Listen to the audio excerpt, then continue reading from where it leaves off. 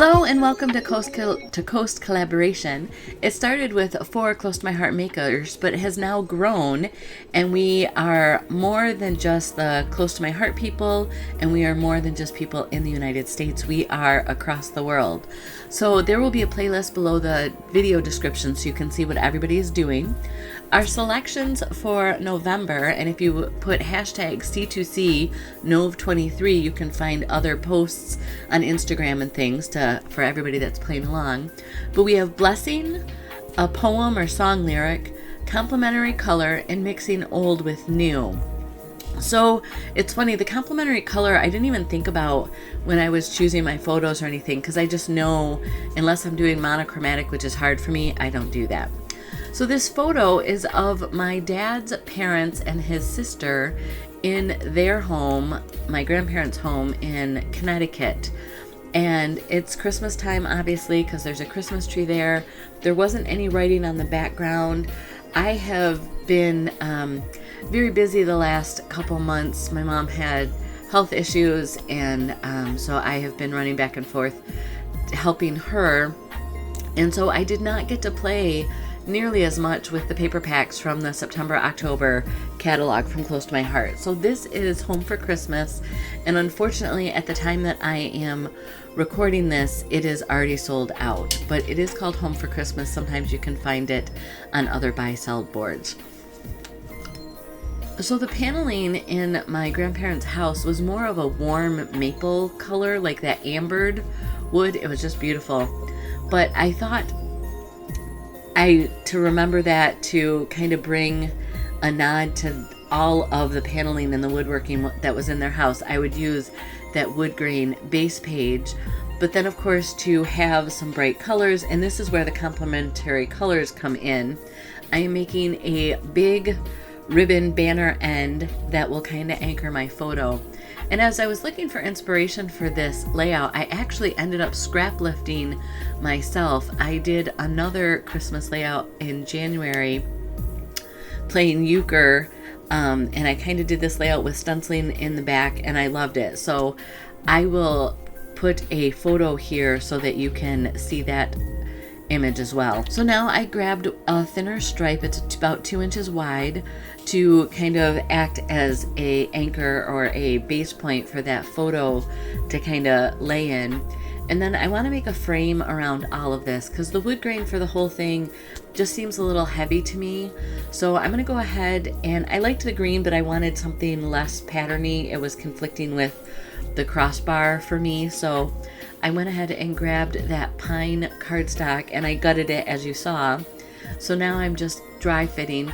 I'm very much a visual person, and so I dry fit most of my papers and cards for scrapbook layouts, and then sometimes I dry fit it and put it all together and it looks great, and then when I go to glue it, I move things and I don't even put them back where I had them. I don't know if you have that issue, but I do. So as you saw, I did my precise measuring where I held the paper on the page and then pinched it where I thought I needed to cut it off. So that's Amanda's precise measuring. So like I said, the layout that I used for inspiration had some stenciling on it with ink, but I really needed to add some texture to this. I just have the one photo. I want to make sure that it's the star of the show. This wood grain, it is warm, but it just needed something more. There was just, I don't know, I don't want to say too much open space because it wasn't that, but I really just thought this texture paste, and when I opened this texture paste, just if you have this problem, even though I had covered it with a seal, the Glad Press and Seal, it still dried out quite a bit. It wasn't fully dry, so I added several spritz of water from a spray bottle, let it sit for a good 2-3 minutes, and then just took a chopstick and stirred it up and added more water and stirred it up, and so it revived it quite nicely. And you can go as thin or as thick as you want by adding water and doing that. So if you have some paste that's not fully dry, you probably will be able to revive it. So now I'm trying to decide if I want to cut this banner piece down, and I think I like it where it's at, and then doing my crossbar. So I made the frame around it, but it's not like a hard and fast line. I am going outside the box, as they say. But I love how the hashtags in that white texture paste just kind of give a nice background behind the photo. Now these are poinsettias that I had put together for another project, and I had leftovers. I ended up going a different direction and using white ones instead of the red, but I want to show you here how I shape those poinsettias. So I take a bone folder that happens to have a curved edge, and all of the tools, or many of the tools that I use, are linked in the description below the video. Some are on Amazon, and of course as an affiliate, Amazon does give me a small portion. It doesn't cost you more, they just thank me for sending you over there. So if you check out other YouTube channels and you want to support them and you buy things from Amazon, if you click through their link, even if you don't buy that product, they will still get a nice 19-cent commission from your purchases. So these, it's funny, these pine boughs are from a Close to My Heart image set through Cricut, and I cut these out before we left Michigan. So I believe it was in December of 2018, and it was a club night project where we did these wreaths with a different poinsettia, and these were just left over. And so I've been doing some stash diving, and again with the poinsettias that I had done earlier last month for a different project, this page is coming together very quickly. So my good old journaling jots stamp set to the rescue, and I'm just doing that in the jade ink. That's one of the colors that's in that plaid banner, and it just gives me a place that I can write. I did choose to use the white gel pen because it's kind of a counterbalance to that texture paste that I used above the banner. And here I love the Aleene's liquid glue. I know other people like the Berry Fine glue, I think it is, but for me it dries clear, it works fast, it doesn't take a lot, and with these small bottles they work great for me. So find a glue that works for you, and don't apologize for it. I know people are like, oh, have you tried this or did you try that? And some glues work for different people because we all work differently, kind of like we all have different fingerprints. So I'm going to finish up gluing on these branches. The photo wasn't adhering with the adhesive runner because it was kind of rocking. It's a very thick, I don't know if you know the old photos, it's almost like a Polaroid, but it's not from a Polaroid. That's just what they printed paper on, or the photos on. So I'm putting in some of that red tape adhesive, and I had to fight with it for a while to get the top red tape off because it was still on the page. So I cut that out, but now I'm going to finish adhering my branches and leaves or berries on here. And the gold foiling in this is just cut on the Cricut, and it cuts beautifully. They say it's cardstock, but I would say it's in between a true cardstock and printer paper in weight, just if you find it out there anywhere. So now my title, I really thought on this for a long time. I wasn't sure what to use, and I'm just going to go with the generic Christmas memories. So I went to my thin cuts and pulled out these letters for Christmas, and I just want to make sure how it's going to fit. And then I have this old, I think it's Family Memories stamp set. It's retired a long time ago, but it was perfect. It's funny, I haven't even used the stamp for anything else, but it's just perfect for this. So I'm kind of dry fitting and seeing what will work. I'm going to use my MISTI to stamp that memories, and I'm showing you here I have these suction cups, and they work great to suction on for stamping. For me it makes it easier to hold the ink pad. But I was showing you on that two-way glue, if you put some of that on the suction cup, it actually gives it a longer stick.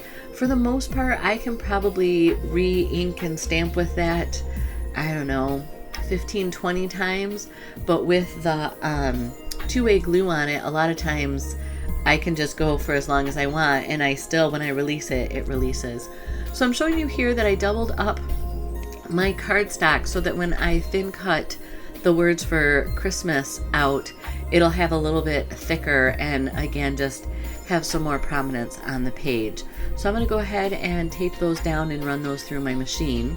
So I've done that, and I've cut down the Christmas memories, but that square with the word is just too much for me, and so I keep looking at it. It's just too stark. So I cut it down, and then I will fussy cut out around the actual M, and then it still doesn't work for me because now the M is cut out nicely, but the rest of the word isn't. And I think what I needed to do the whole time is what I ended up doing is I used a little bit of the pine ink with a blending brush and just blended over the word, kind of softened it.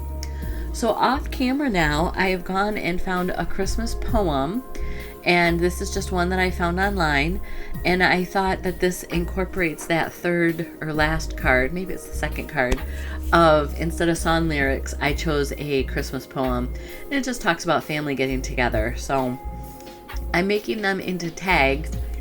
I do this every time. You cut off one side, flip it over, put it on the other side, and I always make too steep of a cut, so I have to cut that little top off.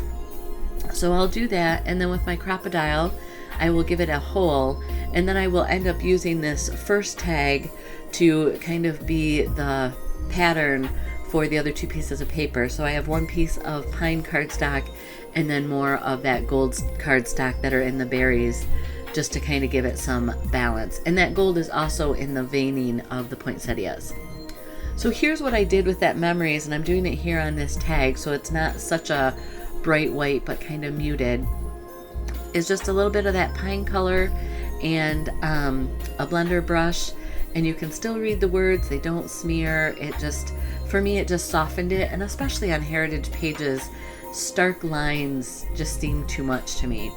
So I'm trying to figure out where I want this bouquet of tags, I guess I'll call it, and I think I'm going to put it here next to the photo, but I'm not quite sure, so I'm going to go ahead and put the gold string through it for the string on the tags, and then I'll be able to play with it more and figure out where I want it. And because I have the blue and gold in there, I can choose which side, left, right, I want those, or the green and the gold, not blue. I guess I'm thinking Michigan. I'm go blue. Sorry, state fans. But so now I'm just going to adhere my tags down, and this layout is almost done. As I was looking at it, I realized that I wanted a little bit more of that faded white along the outside edge. So on one of my stamp sets, it had this edge. I believe this is on the Design Element stamp set. And so just using the pigment ink of White Daisy, I am stamping the two corners here, and then I will also stamp the opposite corners in the upper right corner. I do want to caution you or remind you that the White Daisy or any pigment ink should be cleaned separately from where you clean your water-based inks. Otherwise, you'll end up getting residue on your stamps when you clean the water-based ink off of it. So if you have one of those scrubbies, you should have one for water-based ink and one for pigments or solvent-based inks. Or like I do, I just go to my sink and wash it and use my little shop towel. Be sure to go in the description below the video to find the playlist and all of the channels for everybody that's playing along this month. Hope you have a happy Thanksgiving next week. Blessings.